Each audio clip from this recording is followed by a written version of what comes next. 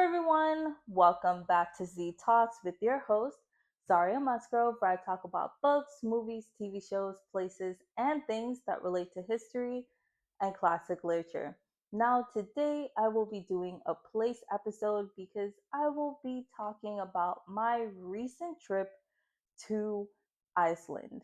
Yes, I went to Iceland because I turned 25 in February, February 21st to be exact. Yes, I'm 25. My prefrontal lobe is fully developed and it developed in the freezing cold, specifically -3 to be exact. But I digress.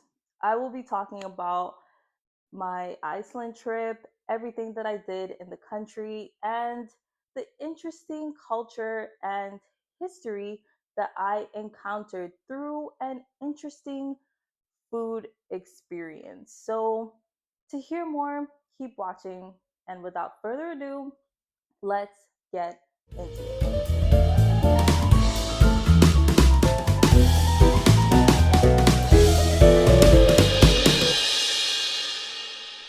Now, first off, I would like to say that Iceland is an incredibly, and when I mean an incredibly, I mean an incredibly beautiful place. I am so grateful that I got to go to Iceland with my mom and experience all the natural beauties and wonders that this place has to offer. I saw the glaciers, waterfalls, geysers, and tons and tons of mountains and lakes and rivers, and just experiencing nature. Because honestly, I'm not a nature girly. I am not a nature girly. I'll be the first to say this. If you want to go on a hike, count me out. The most I'll do is do a run, a little walk, but I'm not nature girly. But Iceland really inspired me to try to get out and experience nature more because nature can be quite inviting and beautiful. And I will put some pictures on the screen here so you can just see what I'm talking about. Just the scenery took me away. And if you have the chance to go to Iceland, even for just a day, I highly recommend it. It's honestly one of the most naturally beautiful places I've been to. And if I have the chance to go again, I will go, but in the summertime, because as the name says, Iceland is cold. It is really cold and windy.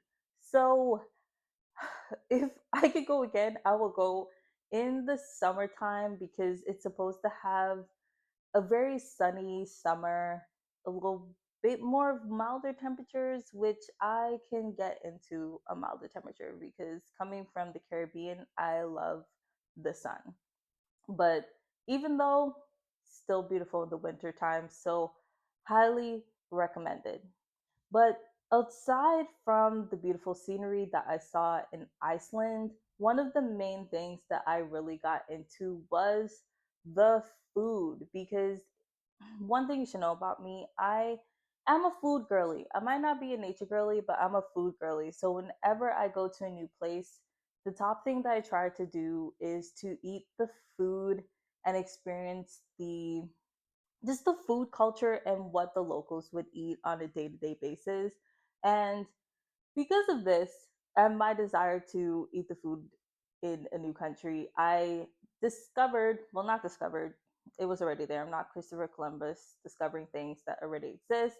I stumbled upon harko, which is a traditional Icelandic dish that is a fish that comes from the shores of Greenland. And the reason that I'm mentioning this fish and this dish out of all of the things I've eaten in Iceland is for two reasons: the taste and the fact that this fish is naturally poisonous. Let's start with the poison. So, this fish, it the fish itself does not have a urea tract, so it actually secretes its bodily fluids through its skin. So because of this, the I would say the meat of the fish has high traces and just compounds of two things that I'm going to try to pronounce correctly, which is urea and trimethylene oxide. Now, if I do not pronounce that right, I apologize, but those are the two things that you can find in the fish's skin, which makes eating the fish in its fresh form highly, highly poisonous. So, if you eat it in too much amounts in its fresh form, you can poison yourself. So, because of this, the fish that comes off the shores of Greenland is fermented because the fermentation process detoxifies the fish and makes it edible. But in fermenting the fish, these two compounds that I will not pronounce it again are turned into ammonia. Yes, you heard me, ammonia. And because of this is why it blends into the second reason that I will talk about this fish, which is the taste. Because these two compounds turn into ammonia, when you eat the fish, you can taste the ammonia. I will say this now, and you can quote me on this. This fish, Harkle, is one of the worst things I've ever eaten. It literally, hands down, I don't think anything can beat it. It's literally horrifying. And I do not say this to rag on another country's culture and food culture. It is just a fact. It's because, not just of my opinion, but because it's recognized by the locals. They literally tell you, are you sure that you want to eat this fish? And because if you go to the Disgusting Food Museum in Sweden, Harkel actually stands in the museum as one of the most disgusting foods around the world. It is just something that is internationally recognized. So, having saying that, I would still recommend that you eat the fish, even though it tastes terrible. It's just because it's an experience. I don't think I can explain how, when you chew on it at first, the fish tastes fine. Nothing's wrong with the fish at first, but as you chew on it, something releases. And I say releases deliberately because the ammonia releases as you eat the fish and just diffuses in your mouth and gets into your nostrils. So you taste and smell ammonia. And there's nothing more I can explain about the taste and flavor of it. Like, you just have to eat it for yourself to understand what I'm saying. But yeah, Harkle, definitely experience, but it is deeply embedded in the cultural and the food tradition of Iceland. It traces back, when I was looking up about this dish, it traces back as far as 1374 because the early Icelandic settlers would catch this fish. And when they caught this fish, they naturally fermented it in order to preserve it because Iceland has very, very harsh temperatures and weathers. So a lot of things need to be fermented in order to preserve it so it doesn't spoil and so that it can last for a very long time. So the early Icelandic settlers, when they caught the fish, they would dig gravel pits near the sea, put the fish in the gravel pits, cover it with stone and seaweed, and just leave it there for months and weeks on end. When they would come back, the fish would be already dried and they would just cut it and eat it just like that. So generations before would eat the fish in higher quantities and amounts, but as the generations went on, now you would find harkel most usually in restaurants in a very, very small cube. It's literally a tiny amount that they give you because now the tradition and the culture around harkel is to eat it as a snack, just a small sack and nothing really more than that. And you would mostly find it, aside from restaurants, in their local festivals because it's something that you don't eat regularly on a day-to-day basis. It's more something for special occasions, and it's usually served with a shot of alcohol, which, thank goodness it was served with that shot, because if I didn't have that shot of Brennivin, which is the local snaps, if it didn't have a shot of Brennivin after that fish, I don't know if I would have made it because the alcohol washes the ammonia flavor out of your mouth and just saves you from the experience that you just had. So, yeah, even though I said all these things about this fish, I still highly recommend that you eat it because even if you don't, well, you won't like the flavor, it is an experience and you can say that you tried the local food and you have a tale to tell about it. But if you're not up to trying harkel, I would recommend the other protein that is very, very popular in Iceland, which is lamb.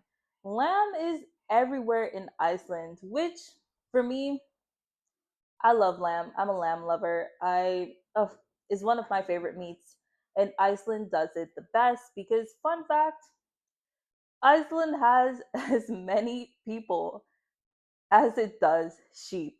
The population of Iceland is around 380,000 to 400,000, fluctuating around the year because of tourism.